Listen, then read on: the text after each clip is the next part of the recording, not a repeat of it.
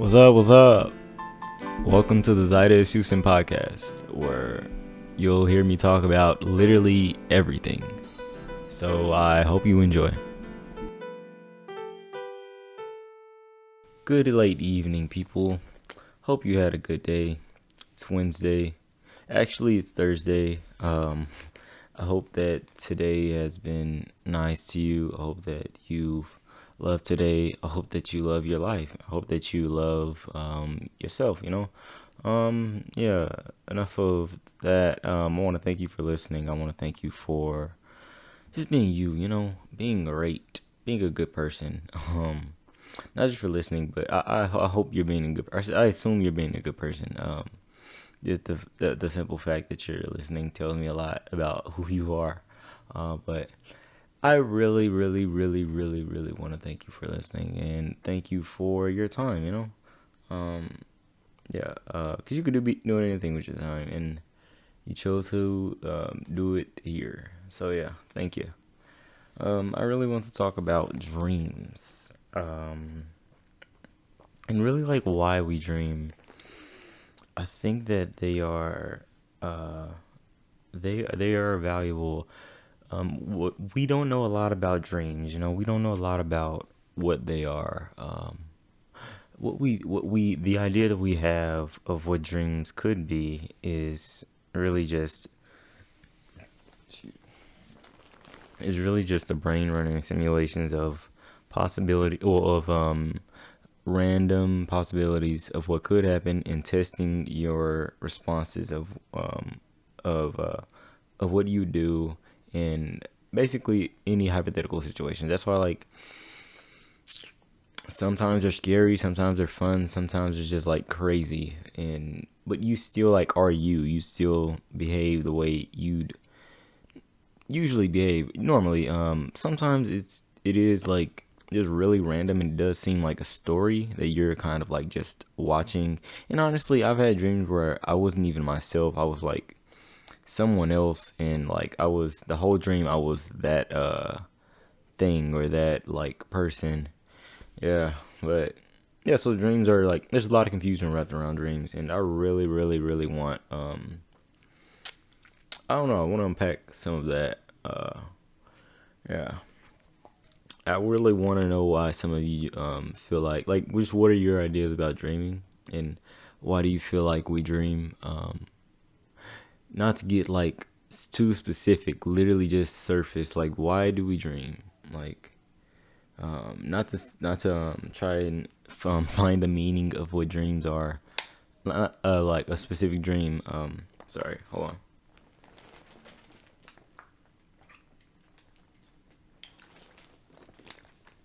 Sorry, a little thirsty. Not to get into any specific like dream meaning, like teeth falling out or just like um being naked in public or nothing like that. Nothing. Just like why do we dream? Um, I think the dreams are. This is my personal opinion. I think dreams are just like really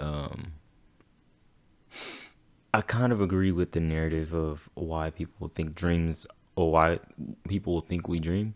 Just to run simulations of possibilities and to test your reactions and to do it in a safe way. Do it in a way that we aren't harming ourselves, do it in a way that we aren't maybe not causing any real it's not causing any real like physical or emotional or traumatic harm, but it's still like imprinting on ourselves.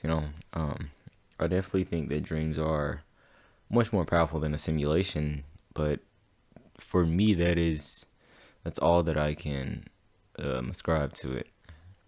I really want people to think more.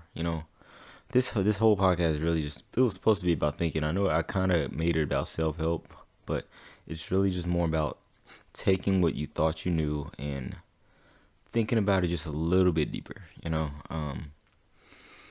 And yeah, I've actually to go back to dreams. I've actually been lucid dreaming for a few years now.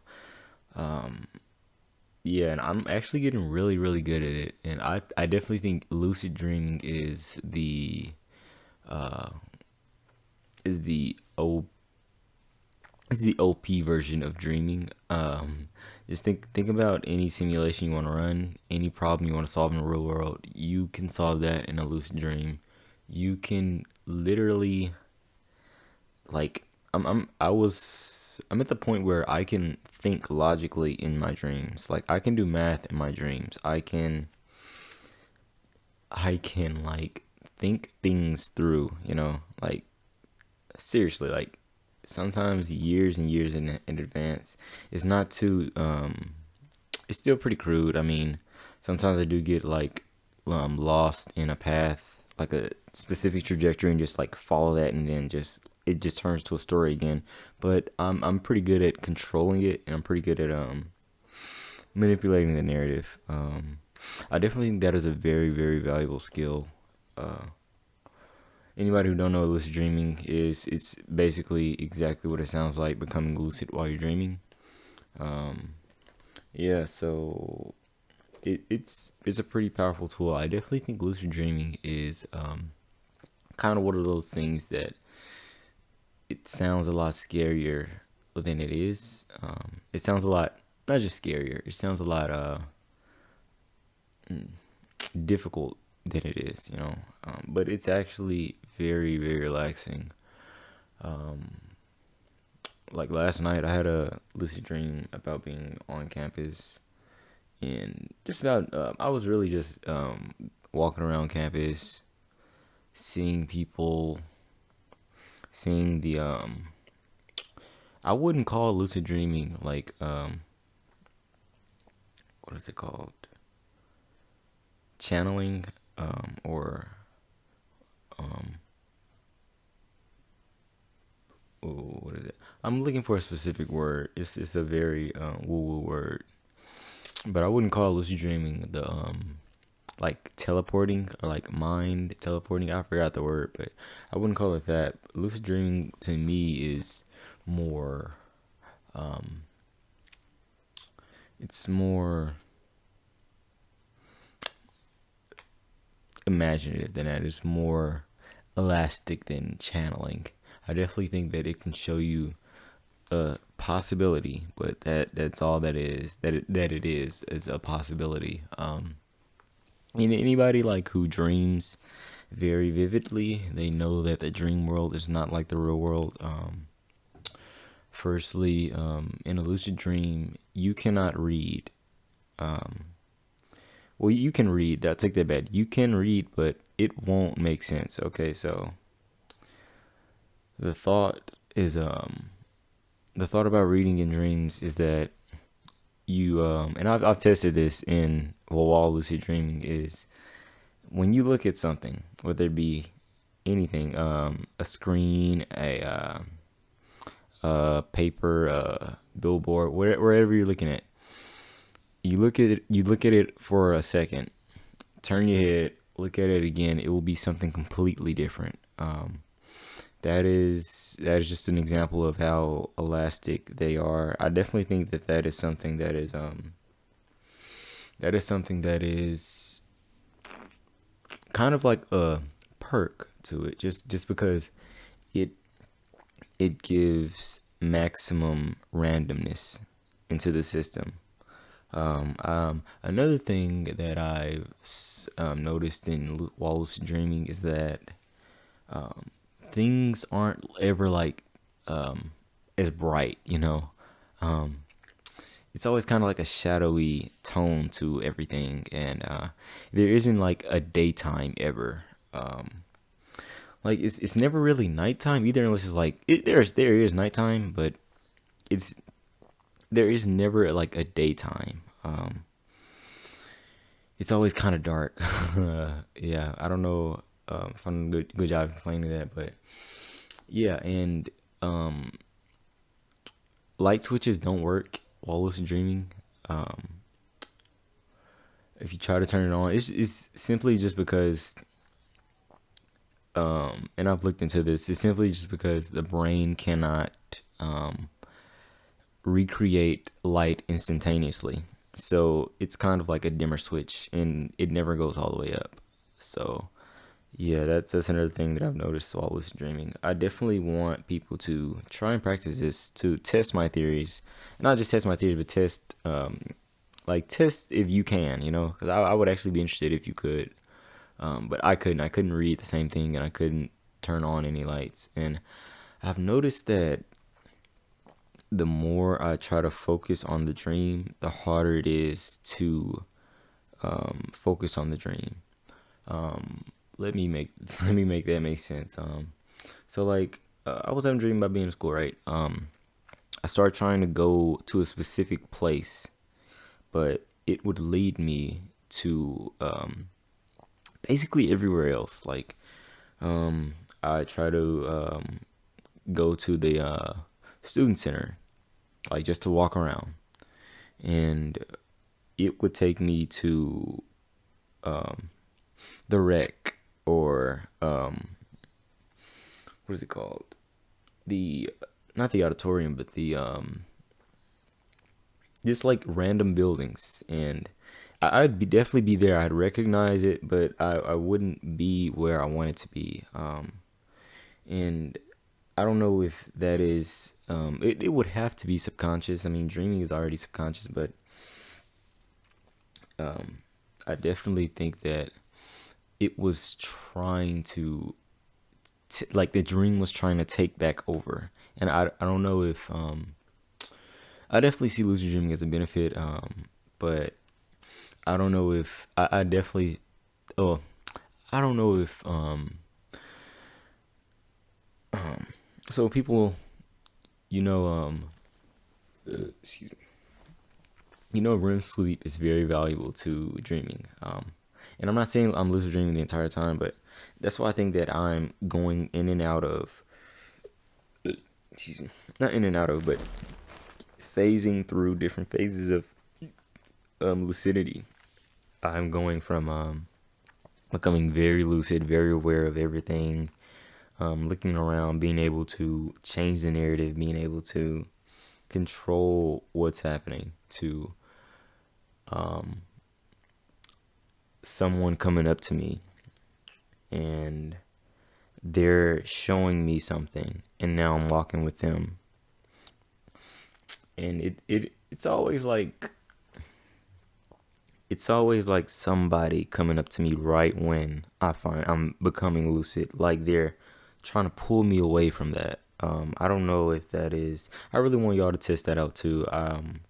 But that is definitely another thing that is very, very common in lucid dreaming.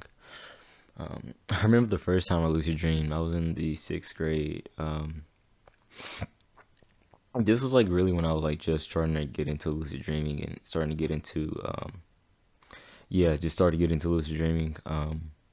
I dreamed that so first get into lucid dreaming, you should have a reality check. Okay. I know that's gonna sound like retarded, but it's not something that you really need for long if you're like really practicing lucid dreaming.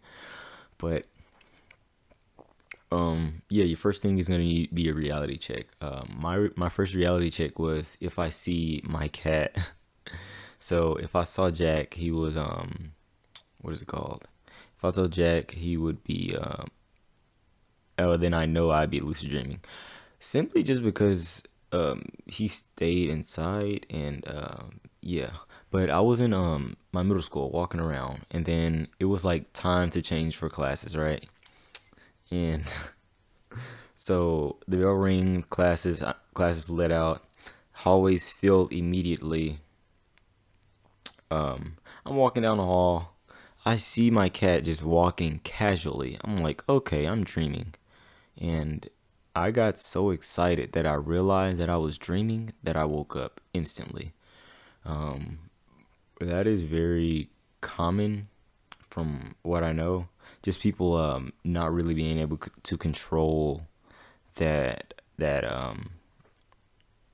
to control their oof, not emotions, but their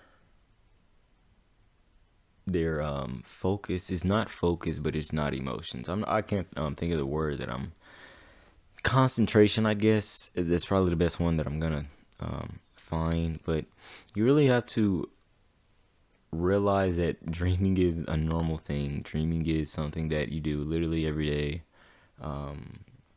People daydream.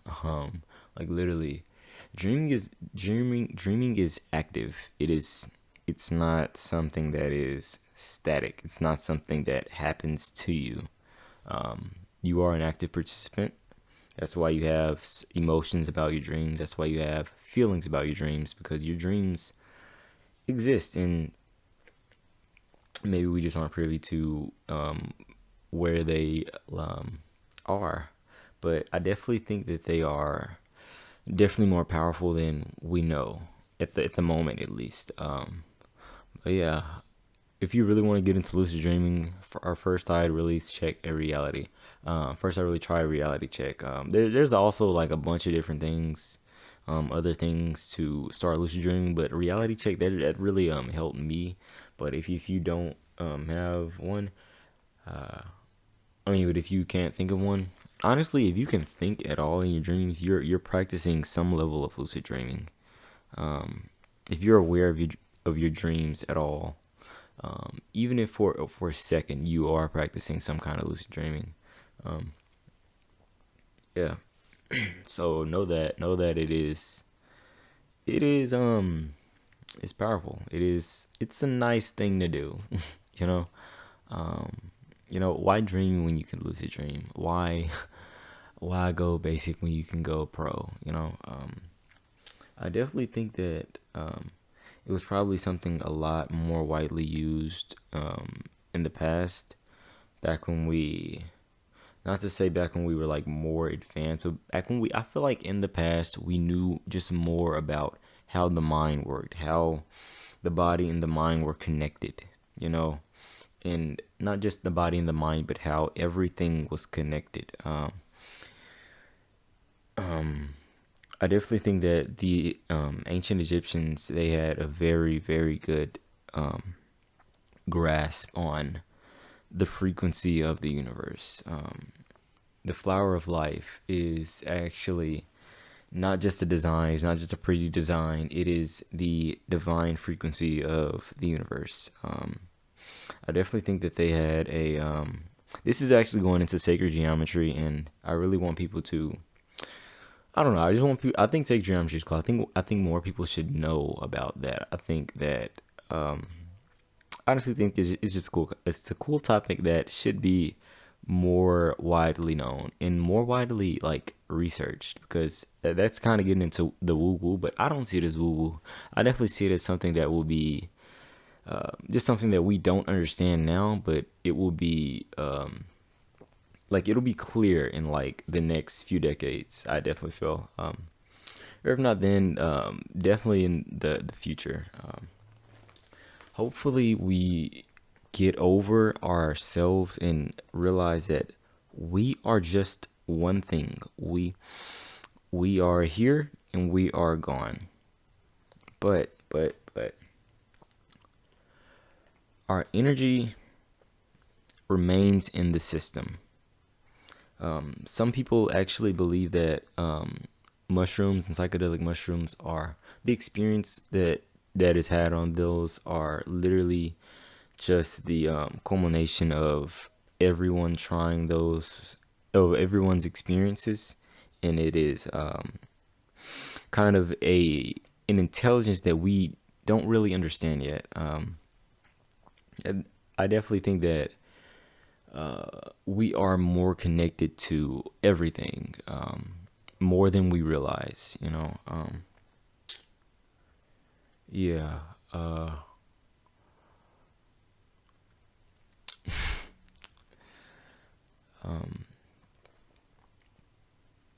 hopefully, it is something that is more researched. Because it would be interesting if we could, because okay, the Egyptians, they had these tombs, and they had these what is it called? These like rituals to contact their relatives, to literally space travel, to literally I forgot the word for it because I'm not into that woo woo stuff, but it was something. Hold up, I actually want to find that out. Excuse me. This is a burping podcast. Hold on, I'm actually I'm finna look this up.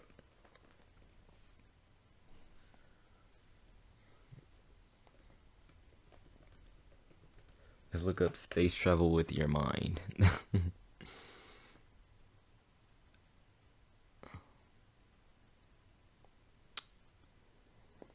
We believe in time travel. Every time we remember something from the past or imagine something that will happen in the future, engaging in time travel. Scientists discovered that whether we mentally travel back into the past or forward into the future, some of the same brain regions are activated. Yeah, that's not what I was looking for. I don't know why I want to say spatial travel. I know it's not that. Let's think. I know it's on YouTube. Let's go over to YouTube. You know, actually, YouTube is like the second most widely used social media. I mean, search engine. That is insane.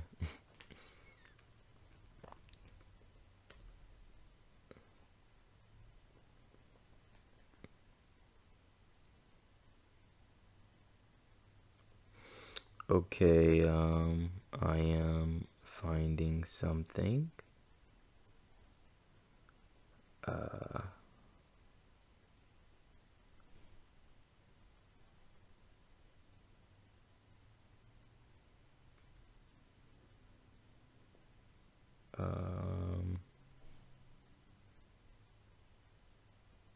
Hold on. I'm still looking it up. I'm not just like hold up, because I really want to find this. It is very important to me. Sorry about that. YouTube video. I accidentally clicked on it. Still looking. Basically, though, they meditated and they combined meditation with something called sorry about that. I'm really trying to think of like this name, man. My goodness.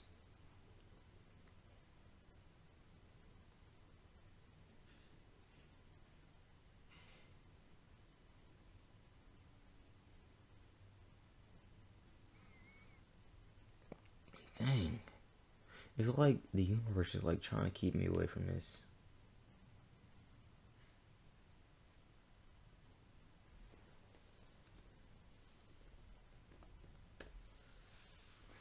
Let's say divine frequency travel.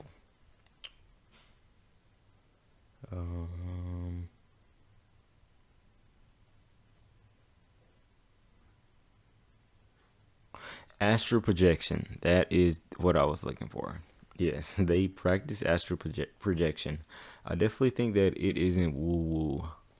Well, at least not completely woo woo. I definitely think the people who do practice it nowadays, at least most people who practice it nowadays, are kind of doing it like woo woo, just kind of doing it for hype, doing it for the wrong reasons. And they probably aren't actually even like most of them probably aren't actually even doing it. But it was something that they used to literally time travel. To literally, and for those of you who don't know, time travel is possible. Well, at least to the future, but to the past, it's a little foggy, but it is possible. And they supposedly use this astral projection to time travel to see their relatives and speak with them. And yeah, I honestly, like, I don't know exactly what they did with those, but yeah, and that's actually why they preserved their bodies so they could be seen by their relatives. I'm really I'm really I'm trying to find some more stuff about this astral projection stuff. But yeah, they literally meditated to a higher frequency, and their energy left their body. You know, I haven't got to that point yet in my meditation, but I definitely think that it would be cool, and y'all be the first person to know, first people to know that when I do it. But astral projection, I feel, is probably something that we are really just beginning to grasp. I mean, I honestly don't see why it's so far fetched. We already know that the brain runs on electrical signals. We know that. Okay. We know that electricity runs on frequencies. We know that it runs on specific, very, very specific wavelengths of light, very, very specific energies.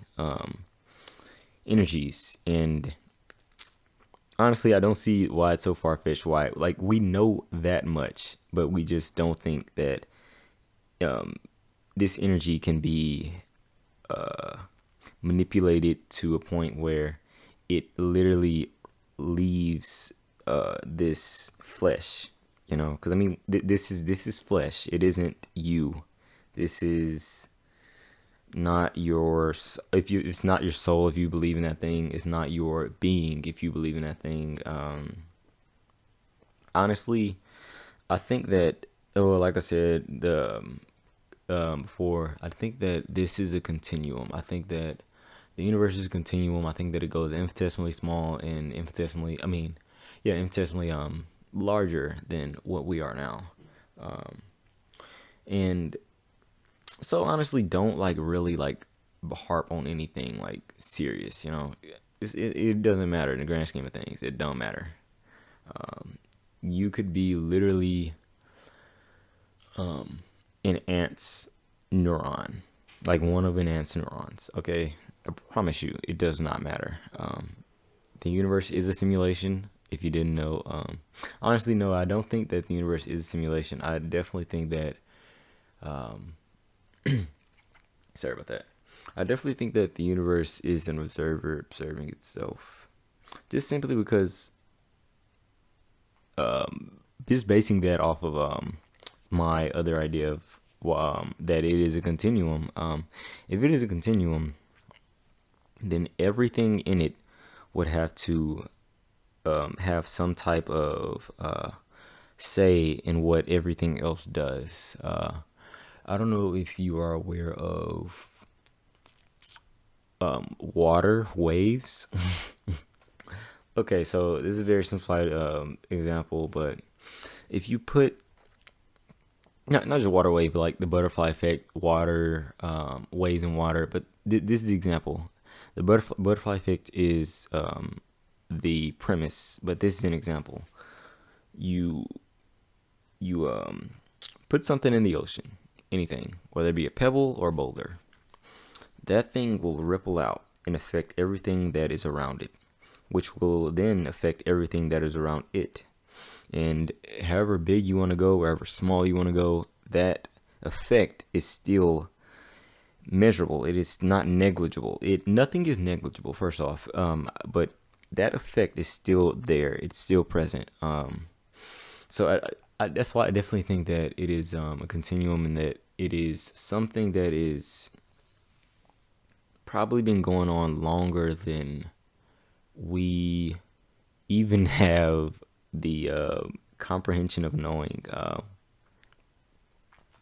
They say in the beginning was the word, and that was supposedly this divine frequency that has been going on since the end of time.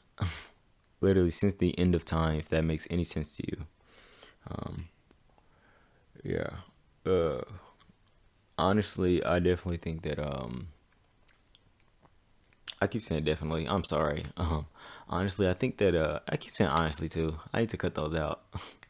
I think that this thing has been running. It's just been going. It's been kind of going on something that we can't know. You know, what we know now are the fundamental forces of nature: um, electromagnetic force, weak force, strong force, and the nuclear force. Those are the four forces that we know. But I think that there are some things that we just don't know. This was the point that I was making earlier. This thing is a continuum. And I think that this existence, this life, is only one sliver of existence of being that in a continuum of experiences. And I definitely sorry about that. I think that it's just that's why I said like don't take life seriously. Not to say that you're gonna come back here, because hopefully you don't come back here. You know, hopefully you move on to whatever's next. Hopefully your energy rises up. You know, yeah. I definitely think that we are like this experience is meant for a reason. It is obviously probably happening not just a infinite amount of times if you believe in the multiverse, but the next experience is happening in infinitely amount of times. I definitely think that things are a lot more just like iffy than we like to think. We like to think, okay, we get in the cars, we go to our jobs, we live lives, we like do this thing, we celebrate Christmas, which is a pagan holiday, we celebrate birthdays, which is literally nothing. We celebrate like all of this kind of like things that feel our existence, you know. I definitely think that I think that these experiences are meant to be had. I definitely think that they are worth something maybe that will carry or at least echo into the next existence. People like to call it heaven or hell. I don't know if it is just I don't know if it's that simple, you know, because this isn't that simple. This isn't good or bad. There are nuances. There are things that come in between, and that is literally the basis of calculus, the basis of measuring what comes in between. You know, calculus don't go that deep. Obviously, I definitely think that we will that some type of super super duper advanced alien civilization has some type of crazy like math of the continuum that we probably are way way too far off of trying to get. And actually probably not, because I mean the Egyptians were astral projecting, and they had a very very good idea of frequencies. It is a conspiracy theory that excuse me, a lot of people like to think about the pyramids as something that is something that was like kind of impossible to build by the people in their technologies. But the pyramids are firstly the pyramids are literally 10,000 years old. The pyramids are way older than we thought they were. And not just that, but the pyramids are something that there's just a lot of controversy over and mystery. You know, I think that the Egyptians, and not just the Egyptians, but past societies were a lot more advanced than we know. And advanced is a tricky word, you know. So sorry about that. I just hit the mic. Advanced is a tricky word, you know. Advanced is something that we can only say something is advanced in our own perspective. Um, Humans, right now, 2020, 2021. I mean, gosh, this year has been by fast. But 2021. people have people have been considering like technology as being advanced, you know. Um, and there are other ways to advance. There are cultural ways to advance. There are societal ways to advance. And honestly, our culture and society is very, very primitive. Not even to like think about the like crazy drug laws that are like rampant on like all around the world for no reason. But the just the way that we treat other humans, you know, we literally have slaves that make all our devices. And that is something that, bro,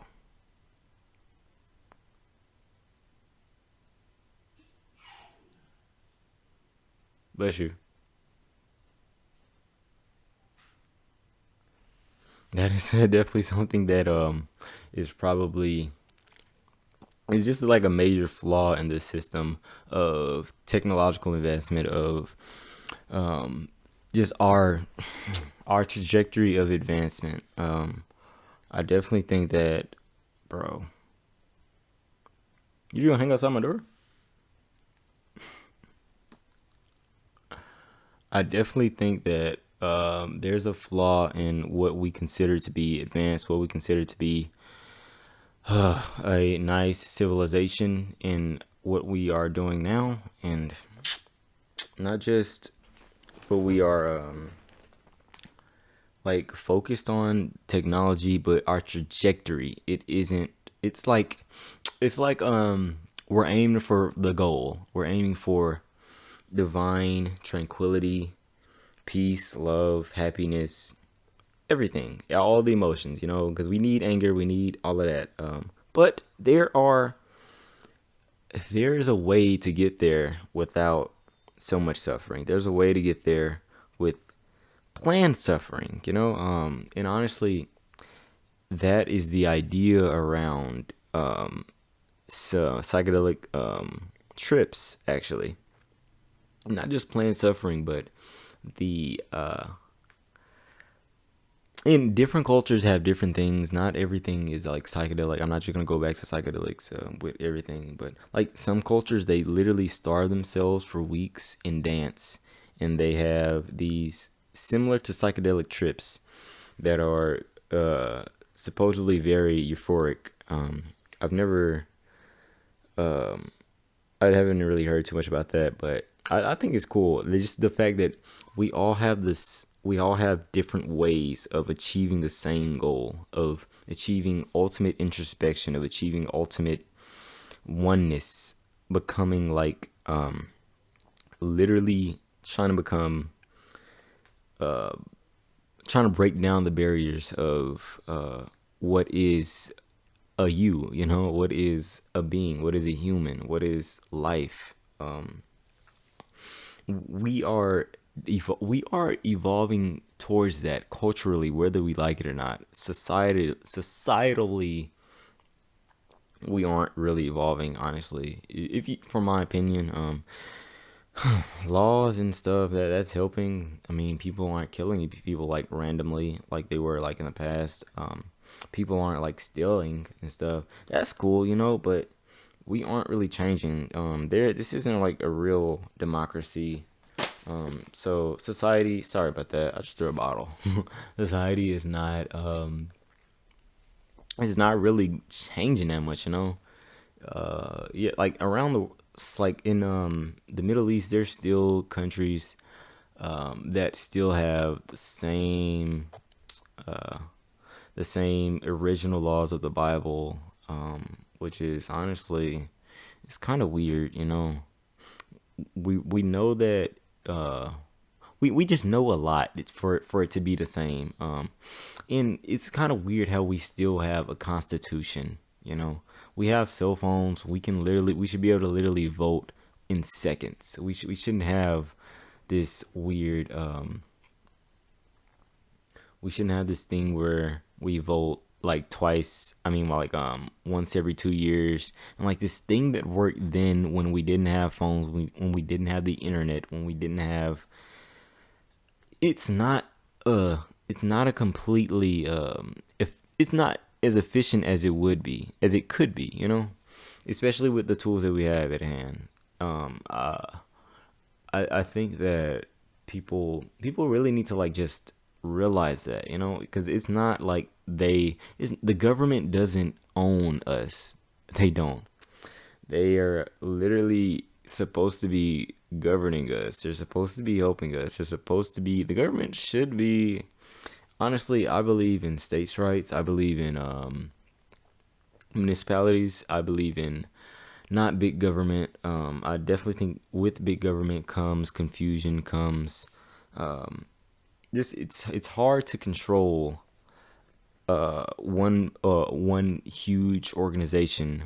Like the bigger it is, because you get more groups of diverse people in greater quantities of those diverse people. That's kind of why it's been this weird thing in our culture with well, at least that's my take on it. That's kind of why it's been this weird take on our culture with like the outed groups in the past, you know, the gays, the retards, the trans, the what's it called?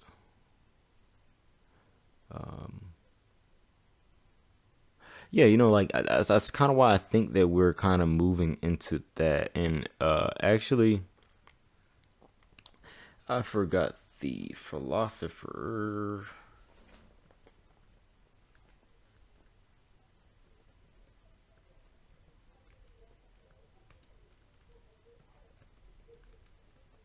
Sorry about that. I'm looking something up.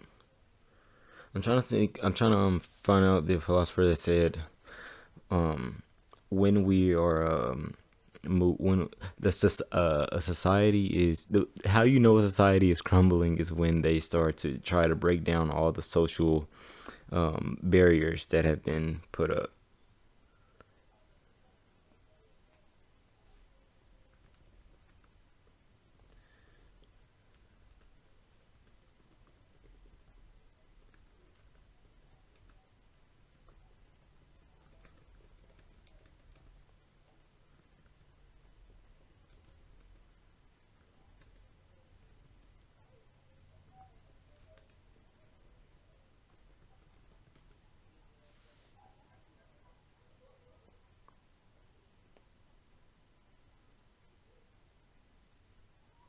Okay, so actually a lot of different philosophers said that, but yeah, basically the collapse of a complex society, one of the first signs is that they start trying to break down all the social constructs that have been literally what's keeping us in this existence. And I don't think that it is a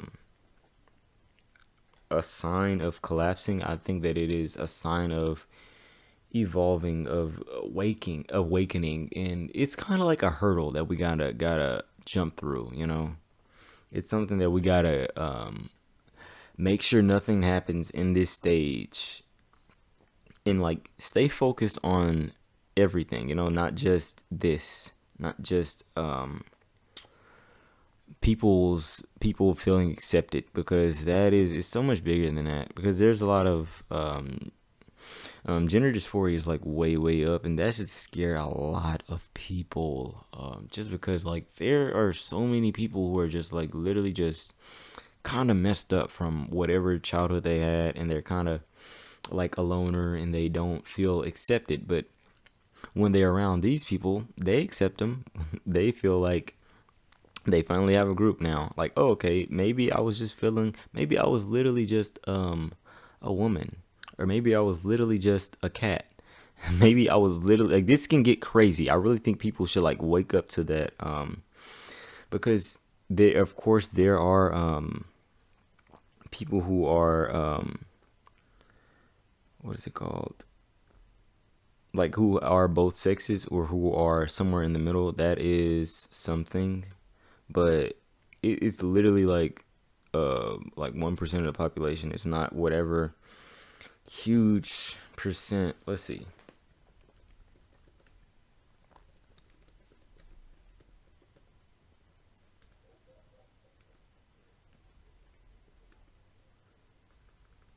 I'm gonna look up how many people are actually born in the wrong gender. Born the wrong gender.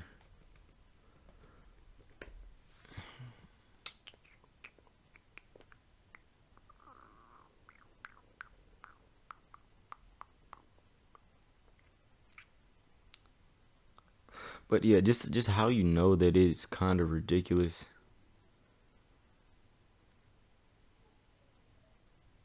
How you know it's kind of ridiculous is that we have people who are literally trying to be cats. Like we have people who are trying to be like horses, trying to be unicorns, trying to be like things that don't really exist. And I think that it is our culture. It's kind of like a kink in our culture. You know, it's something that we don't understand because we can't accept that we aren't this. We aren't our bodies. You know.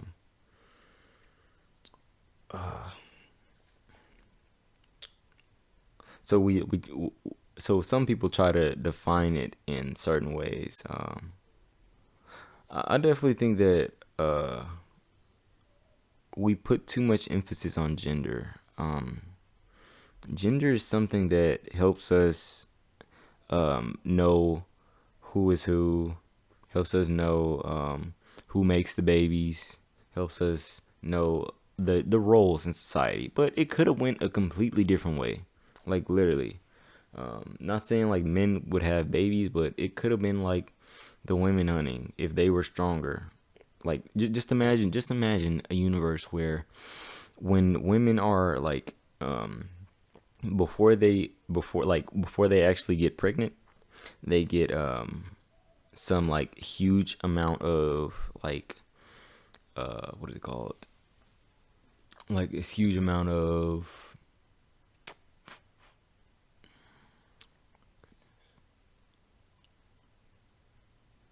like they get like just big or something, you know, like just to prepare for the pregnancy. Imagine that, and now they're like bigger than the guys, and the guys they really just like try to provide for the baby who was coming, and like now you have a completely different dynamic of what's happening. And it would have been like a different thing, you know. I can't pretend to know what would happen, but yeah, it would be completely different from what's happening now. And that probably is happening somewhere in the multiverse, something like that. And yeah, I mean, we could have like if that happened, it could be like women who are like not women who are, but like it could be like literally like a flipped wage gap. It could be like because that was like a coincidence. That was a coincidence.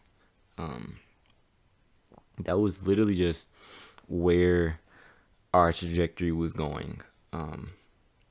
But like if you believe in the butterfly effect, which is I believe it pretty testable theory, but it's not really testable just because um how how much of an effect it has if it is correct. Um, if you're not aware of what the butterfly effect is, literally it is a butterfly flapping its wings in one place can cause a hurricane or a tornado in another place. And it's basically like just how one thing can make so many other things. Like one change can make so many other things happen, and that is a problem with time travel. That's why you get the a lot of paradoxes in time travel, a lot of flaws, and I honestly think that is just a flaw that we have, like in just our our perspective of what time is. Time is literally space. Time is the curvature of space, and I think that if we knew just literally how small things are and how big things can get, we'd realize that time time is nothing different from um time is nothing different from the house over. Okay, Not simply because it takes you time to walk there, but because the space that is there is it isn't what is it called? Okay. I'm gonna teach you a little math real quick just so that I can explain this. Okay, so in calculus there is always an nth term in between the next term. Okay, so basically you cut something in half. You can cut something in half infinitely amount of times. All right, so if you were to have a space here in a space, you can't see my hands, but if you would have like a space with like 3 feet apart in it, you would need an infinite amount of time to cross, theoretically, right? But why isn't that? Because our perspective of what 3 feet is not that big. It's not that huge amount of time, But something that is like a quark or something that is like an atom, it would feel literally like an eternity to cross 3 feet. you know, yeah, and that's honestly another reason why I think that this is a continuum. Another reason why I think that this is our perspective is valuable, but only valuable because it alters every other perspective. I don't know if that makes any sense to you, but yeah, or if any of this makes any sense to you. But I had a lot of fun talking about it. Hope you had a good day today. Hope you enjoyed listening to this episode of the podcast. I hope that you are drinking water. I hope you are fearlessly taking on the world. I hope you are continuously. Don't let them do it. Seek the positive, because a lot of people will try to get you to lower your vibration, but raise your vibrations, guys. Raise your vibrations. This is the Woo Woo Podcast. Thank you for listening.